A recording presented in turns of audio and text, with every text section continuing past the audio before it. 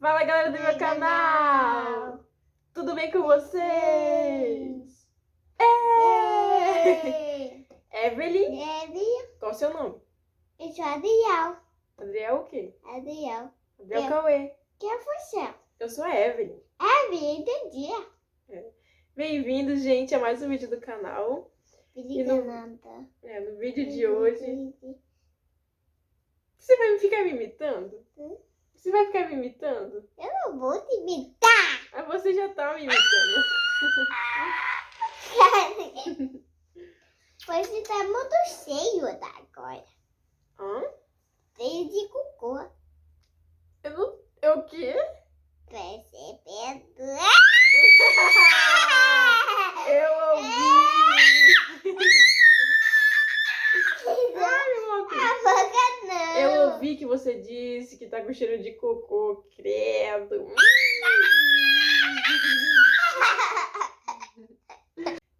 Por que eu trouxe o Adriel hoje? Porque ele foi, acho que de tudo, a maior superação em meio a toda a minha infância, a dificuldade que eu tive, que eu passei no meu trauma lá atrás. Então eu quis trazer o Adriel hoje porque esse aqui foi, com certeza, acho que a decisão que eu mais... A decisão assim mais importante da minha vida, que eu tinha muito medo. Vai fazer, eu acho que 2 dias que eu tô pensando fazer esse vídeo pra vocês. Espera aí, amor, rapidinho. Tô pensando em fazer esse vídeo pra vocês. No vídeo de hoje eu vou falar um pouquinho pra vocês, um pouco da minha história. Pra quem não sabe, eu sofri abuso sexual, mas eu sobrevivi, eu sou uma sobrevivente, graças a Deus. E a ajuda de algumas pessoas também, né? A gente não pode ser ingrato também. A gente sabe que tem várias pessoas envolvidas, né? Quando o assunto é ajudar. Mas eu quero começar falando um pouco sobre a minha história. Faz acho que uns 2 dias que eu tô querendo fazer esse vídeo. Mas faz bem mais tempo que eu tô querendo contar sobre isso, né? Falar sobre isso. Se vocês ouvirem algum barulho por trás, é porque meu filho tá aqui, tá? Ele tá brincando, então vão logo se acostumando, porque ele sempre, de vez em vira e mexe, tá aqui no canal, seja com a voz dele ou aparecendo mesmo.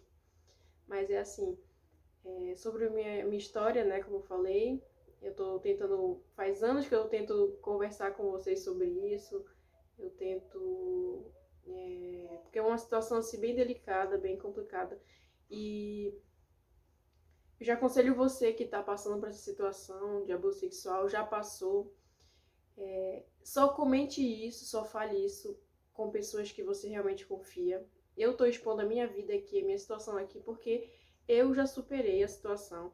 Não é uma coisa assim que eu já fale e me doa. Óbvio que eu não vou esquecer, óbvio que é como eu digo, antes eu falava, eu já chorava, não conseguia nem falar, nem tocar no assunto, quem me conhece sabe. Mas hoje em dia eu já consigo falar mais um pouco abertamente. Inclusive, com base nisso, eu também já criei um curso sobre isso para ajudar pessoas que sofreram abuso sexual, assim como eu sofri também. E que assim como eu venci, você também pode vencer. Óbvio que vai ser uma coisa assim que você vai levar pro resto da vida.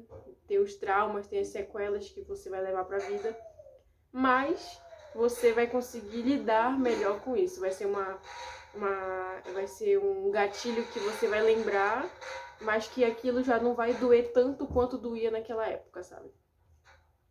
Eu sofri abuso sexual quando eu tinha por volta dos meus 5, 6 anos. Eu sofri abuso sexual dos meus 5, 6 anos, até os meus 13, 12 anos, por aí. Mas os atos em si, né? Mas assim, a questão de carícias, olhares, toque, exposição a vídeo obsceno, suborno, enfim, várias outras questões relacionadas a um abuso, tanto psicológico também. Eu continuei sofrendo até 2015, que foi minha irmã, 15, 16, até os meus 18 anos, ou seja, até os meus 18 anos, que eu já não deixava, tipo assim, depois dos meus 12, 13 anos, já não deixava mais que ele me tocasse, né, em si, tipo, fazer o ato, mas eu já tinha noção que aquilo era ruim e eu não queria, só que ainda assim eu não conseguia dizer não, pras carícias, pros beijos, às vezes amasso que ele me dava, dinheiro, enfim. Várias outras situações, até porque ele continuava morando no mesmo terreno que a gente. Ele conseguiu que os meus familiares me matriculassem na mesma escola que na época ele trabalhava. O meu ensino médio eu estudei na mesma escola que ele trabalhava. Já não bastava eu morar no mesmo terreno que ele, só que em casas diferentes, né? Tipo, minha tia e eles moravam na frente e a gente morava na parte de trás do terreno e na nossa casa. E os abusos em si, tipo, físicos, eles só terminaram porque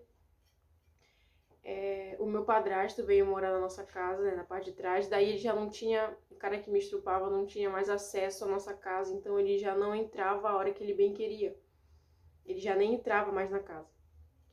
E por conta de uma autoridade, né, masculina dentro da casa, ele não fazia mais isso, só que como a gente namorava no mesmo terreno, às vezes ele tomava banho, ele saía na porta de trás da casa dele e sem toalha, sem nada pra pegar a toalha, tipo, pegar a toalha assim na corda, lá de fora.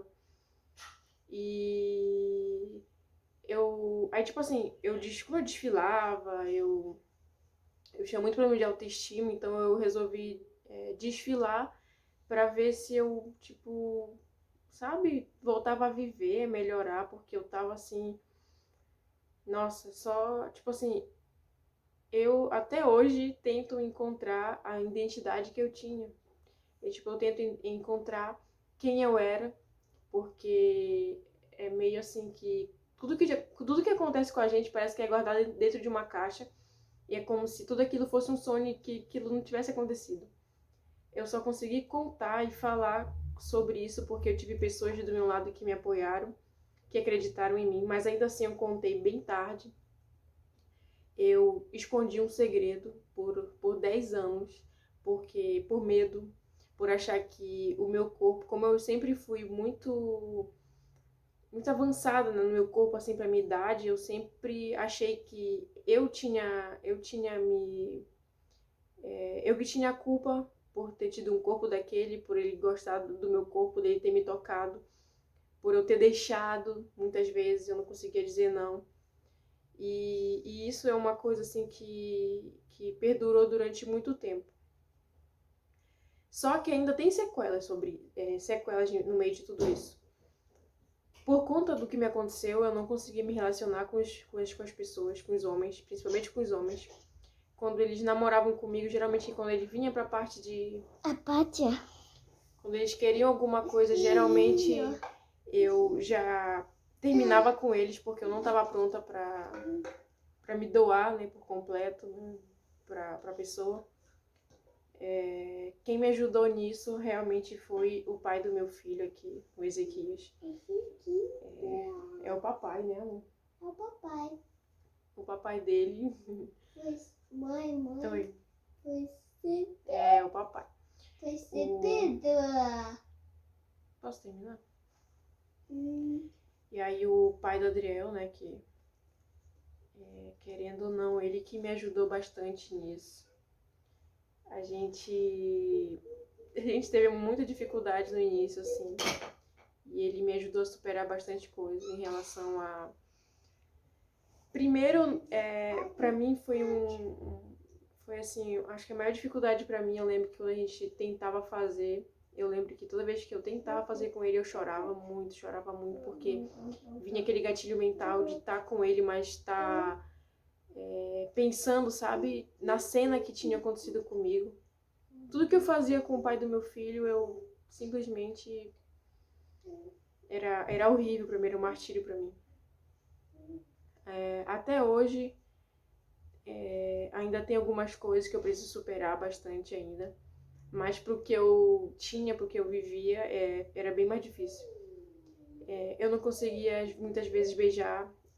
Toda vez que eu assistia algum filme que tinha, tipo, de cena muito violenta contra uma mulher, assim, eu... Enfim, são diversas situações que aconteceram comigo e que, em questão à autoimagem também do meu corpo, eu tinha muita vergonha. O pai do meu filho também me ajudou nisso. Ele sempre falava assim, Ele que me ajudava a ter autoestima, ele que me ajuda, na verdade, a ter autoestima, sabe? Ele que fala assim, compra essa roupa que fica melhor pra ti, se arruma. Tipo assim, foi ele que foi meio que me libertando, sabe? Com a ajuda de Deus também, óbvio. Mas, tipo, tudo que eu superei, eu primeiramente agradeço a Deus e segundo a minha mãe também e a minha irmã que tiveram comigo, meu pai e assim, o pai do meu filho, sabe? Porque ele realmente lutou muito, sabe, ao meu lado, assim, que foi ele a primeira pessoa que eu contei que falou, chegou pra mim e disse assim, eu tô contigo, se ninguém acreditar no que tu, no que tu disser, eu vou estar contigo. E eu lembro que ele falou assim que se ninguém acreditasse em mim, era pra me saber que ele tava ali do meu lado e que ele nunca ia largar minha mão. E que ele ia me ajudar a superar tudo. É uma chave. É uma chave. E aquilo assim, cara, saber que pelo menos uma pessoa acredita em você e que uma pessoa mataria, uma pessoa faria tudo pra te ajudar. Acho que isso não tem preço. Até porque eu contei também essa história pra outras pessoas adultas na época, tipo uma professora minha, um outro professor meu e um ex-namorado também eu contei, mas ele não fez nada também. E então ele foi a única pessoa que eu contei e que realmente decidiu que eu tinha que contar pra polícia, eu tinha que registrar isso. Eu contei para minhas amigas também, né? Elas até foram testemunhar lá comigo no tribunal, no fórum. Elas foram cruciais também para mim, me erguer de novo, para saber que ainda existiam pessoas, sabe, do meu lado. Porque a minha família, depois que eu contei, a gente teve que sair da nossa casa, porque eles moravam na frente. A minha tia não acreditou em mim. Até hoje ela não fala com a gente, não fala comigo principalmente. A minha família inteira, a única pessoa que ficou do meu lado foi uma tia minha, por parte de mãe, né? O nome dela é Rosa. E eu acho que hoje em dia, é por isso que hoje em dia eu já não ligo tanto pra opinião das pessoas, sabe? Pra minha família também, porque quando eu mais precisei, tipo, o pior momento da minha vida, quando eu mais precisei, eu sei que são essas pessoas que estiveram do meu lado que eu vou poder contar sempre, sabe? E eu agradeço, sério, eu agradeço muito, muito mesmo a minha mãe. Minha mãe foi uma guerreira. No dia do julgamento no tribunal, ela até feriu, mano. Sério, ela abriu assim, ela foi. Quando ela viu ele, o cara que tinha me abusado, ela pegou e chegou. Quando ela viu ela começou a falar assim, o estrupador. Chegou perto dele, pegou um negócio de um caderno, abriu aqui assim, que saiu sangue dele antes do julgamento. E a polícia lá. Mano, minha mãe podia até ter sido presa por isso, sabe? Só que aí não sei o que aconteceu e aí não levaram adiante. E depois ele mesmo não quis nem levar adiante. Ele nem falou que não queria processar, não queria fazer nada. O cara sabe que é culpado, né? Vai fazer o quê? Não vai fazer nada. E pra mim a maior vitória, assim, sabe? Acho que pessoal mesmo foi quando o juiz perguntou se eu queria, né? Tipo, ficar a cara assim com ele e no julgamento e falar. E aí eu falei que eu queria. E foi aquele momento, assim, libertador, sabe? Aquele momento eu cheguei pra ele e falei tudo que eu queria. Que ele era um monstro, falei que ele não tinha... Óbvio que eu chorei bastante, né? Porque... E eu fiquei bem nervosa também. Mas eu falei bastante coisas. E eu falei assim que... Porque eu lembro de um dia que ele chegou pra mim e falou assim... Cara, eu tive muita sorte. Muita sorte de tu nunca ter contado nada pra ninguém. E esse namorado que tu tá aí, que na época eu tava com um namoradinho aí, O nome dele... Não vou nem falar o nome dele, mas enfim, era um cara do ensino médio que tinha apresentado pra minha família. E aí ele falou assim que esse cara não valia a pena pra mim, que eu merecia coisa melhor, que eu tinha que ser levado pros melhores motéis da cidade, que a minha primeira vez tinha que ser perfeita, sendo que na cabeça dele eu não tinha tido a primeira vez. Olha a loucura do cara, né? E que essa primeira vez tinha que ser com ele. E eu olhei pra cara dele assim, eu fiquei, meu Deus. E a gota d'água pra me denunciar mesmo foi quando minha tia e ele tiveram uma filhinha, né? E aí, quando eu tava uma vez indo pra faculdade, eu passando assim no lado da janela da casa, ouvi ele no banheiro dando banho na menina. Nossa, mano, aquilo pra mim assim foi a gota d'água, cara. Eu falei assim, e tipo, ele dava banho nela, ouvindo a minha tia fazendo comida e eu ouvindo aquilo, e teve uma hora que ela começou a tossir. Aí na hora veio a lembrança, assim, do que ele fazia comigo também dentro do banheiro, sabe? Aí eu pensei, cara, eu não posso deixar que ele estrague mais uma vida, não posso deixar que ele estrague mais uma infância, sabe? E aí eu peguei, não admito isso. Porque eu realmente tinha decidido que eu jamais contaria isso pra ninguém, que eu ia abafar o caso, que eu não ia deixar, não ia levar pra polícia, nada. Mas depois daquele dia eu decidi que eu ia fazer. E eu fiz. E eu sobrevivi, eu tô aqui, eu tô contando pra você. E eu quero que você saiba que mesmo que você não tenha ninguém do seu lado, mesmo que você ache que você é culpada, que você não merece cuidado, que você é feia, que você se sente mal por já ter sofrido o abuso, né? Pensa aqui as consequências do abuso, mas cara, eu quero te dizer que mesmo que ninguém esteja do seu lado, mesmo que na autópsia a pessoa que esteja lá, ela chegue pra você e pergunte pra você por que que você tá fazendo isso, mesmo depois de tempo, sabe que não vai adiantar nada, não tem prova, ou então você não tem testemunha pra contar, é só sua palavra contra dele. Cara, eu levei 10 anos pra contar. Eu levei muito tempo pra contar. Muito tempo pra me conseguir maturidade pra contar. Então, assim como eu venci, você também vai vencer. Às vezes a gente acha que a gente não tem ninguém, às vezes a gente acha que não vai conseguir. Às vezes a gente tá, às vezes até com depressão, a gente fica, cara, com tanto nojo da gente. Às vezes a gente nem acredita que aquilo aconteceu, que parece um sonho. Mas sabe o que é pior? O pior é tipo quando isso acontece quando a gente é muito pequeno. Porque é como se a nossa mente, ela pegasse o trauma e colocasse numa caixinha e fizesse com que aquilo, o seu inconsciente acredita que aquilo não aconteceu. Só que o estrago é maior com o tempo. Quanto mais velho você vai ficando, e aí aquela coisa assim começa a fazer sentido pra você, porque você começa a pensar. E aí você começa a se julgar, começa a dizer que você fez aquilo porque você queria, porque você poderia ter dito não, mas você não disse. Mas você não tem culpa de nada, quem tem culpa é o cara que fez, ou a moça que fez, porque tem casos também de meninos que são violentados. Eu não vou falar aqui, mas a pessoa talvez ela vai assistir esse vídeo, mas você sabe que, tipo, existem casos, sabe? Eu conheço um caso de um rapaz que ele foi abusado também por uma prima dele.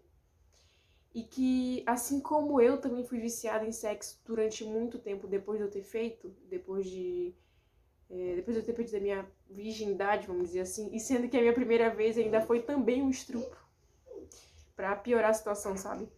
Mas eu digo assim que os casos, eles acontecem independente, a maioria dos casos acontecem dentro da sua própria casa, com seus próprios familiares. E aí, às vezes, tem famílias que abafam, tem famílias que vão acreditar em você, tem gente que vai acreditar, tem gente que não vai acreditar em você, vai dizer que você tá mentindo. Acontece, mas, tipo, cara, tem até advogado que vai ficar falando as coisas, como foi o caso que aconteceu agora aqui em Santa Catarina, da moça que foi violentada na boate lá em Jurerê, na casa,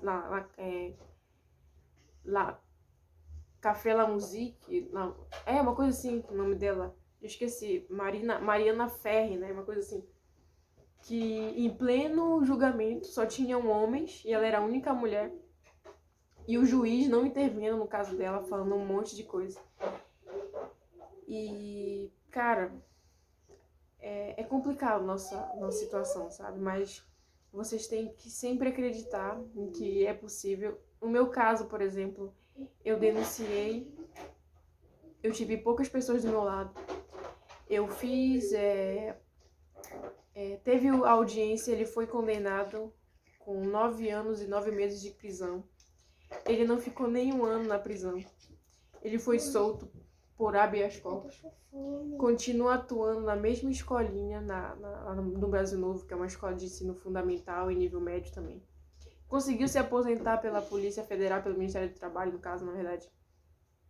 E, tipo, ele tá com habeas corpus, tá solto. Por que eu vim pra cá, pra Santa Catarina? Porque eu tava morando uma rua depois da casa dele. Eu tinha quase sempre eu tava esbarrando por ele. Eu já tinha medo de sair, eu tinha medo de andar na rua, cara. Não conseguia. Sabe quando... tipo assim, tinha acontecido tanta coisa ruim naquela cidade comigo, por conta dele também. Não só dos casos de estupro que eu tinha acontecido na cidade, tipo... ele levava a gente a balneário, pra piscina, pra vários lugares. E, tipo, a minha mente já tava associando vários lugares ruins, sabe? Quando a cidade, assim... Pra onde tu vai, tu só tem lembrança ruim. É como se as lembranças ruins prevalecessem mais do que as boas, sabe? Eu já não tava mais aguentando. Eu passei por depressão. E aí, fora isso, eu tava numa fase bem ruim do meu relacionamento também. E aí, pra completar, sabe? Tudo foi estragando a minha mente, sabe? E daí eu não conseguia mais me relacionar com as pessoas. Eu já tava pra explodir, eu quase me matei. E acho que quando eu percebi que eu tava naquela situação, que eu quase tirei minha vida, aí eu pensei, meu Deus, eu preciso sair daqui, senão eu vou morrer. E foi o que eu decidi. Vim pra cá, pra Santa Catarina, sem conhecer ninguém, na cara e na coragem. Eu coloquei nas mãos de Deus. Eu orei bastante pra Deus abrir as portas pra mim. Que eu tava vindo pra cá pra mim não ser mais a pessoa que eu era, porque, gente... Por conta do meu trauma, eu passei por muita coisa, eu fiz muita coisa e eu não me orgulho. Daí eu peguei e vim pra cá pra me ser uma nova pessoa, pra mim começar uma nova história. Tanto com meu filho quanto com o pai do meu filho. E hoje eu tô bem, sabe? Então eu quero dizer pra você que tá passando por isso que vai ficar tudo bem. Eu sei que o trauma não vai acabar assim, a lembrança vai vir, mas é como se ela não fosse doer tanto quanto antes, sabe? E eu quero te ajudar.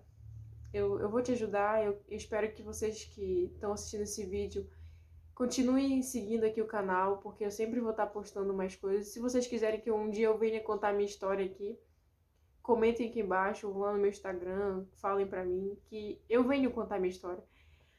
Não dá pra me contar tudo nesse vídeo, porque senão o vídeo vai ficar muito longo. Mas aí um dia eu venho contar aqui direitinho, detalhe por detalhe da minha história. E o que eu fiz? Como eu sempre falo, vamos ressignificar nossa dor. Parar de se vitimizar, parar de se lamentar pelas coisas que aconteceram, porque eu fazia muito isso. Eu adorava falar minha história para as pessoas erradas, para elas terem pena da minha história, terem pena da minha vida, para elas se comoverem, para elas me darem atenção. E tipo, cara, não vale a pena, sabe? Porque tem pessoas que elas sabem ouvir, sabem escutar, sabem aconselhar. Mas tem pessoas que elas só vão ouvir, não vão falar nada, vão te criticar ainda, e que é pior, sabe? Então fale para pessoas certas, ressignifique essa dor, pare de se vitimizar, vai fazer coisas novas, pare de... Se você não consegue ainda, não ouça músicas melancólicas, não assista vídeos melancólicos, filmes melancólicos, porque eu já passei por isso, vai dar vontade de ficar triste, vai dar vontade de se lamentar, então evitem. Já vou fazer, amor. E eu ressignifiquei essa dor fazendo o quê? Fazendo um curso para ajudar vocês, se vocês tiverem interesse, o link tá aqui na bio. Mas lembrando que esse vídeo é realmente para incentivar você que tá pensando em denunciar. Denuncie. Eu sei que não é fácil, é difícil você tomar essa decisão, mas saiba que você vai ter sempre alguém que vai poder estar aqui com você te incentivando, te dar essa mão, essa força. Se você precisar conversar comigo, tiver precisando de algum conselho, quiser conversar mesmo, desabafar, vai lá no meu Instagram, conversa comigo, manda uma mensagem. Eu sempre vou estar lá, eu sei como é.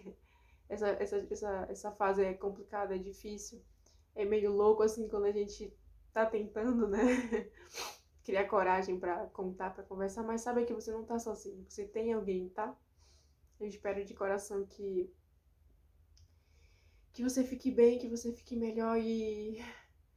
É como se eu sentisse aqui a sua dor, sabe? Mas Deus tem o melhor pra você. Tem o melhor pra gente. E assim como eu venci, você vai vencer também. Só acredite em Deus. Ore muito pra Deus. Se apegue. E que tudo vai ficar bem. Espero que vocês tenham gostado do vídeo de hoje, gente. Um grande beijo e até a próxima. Até!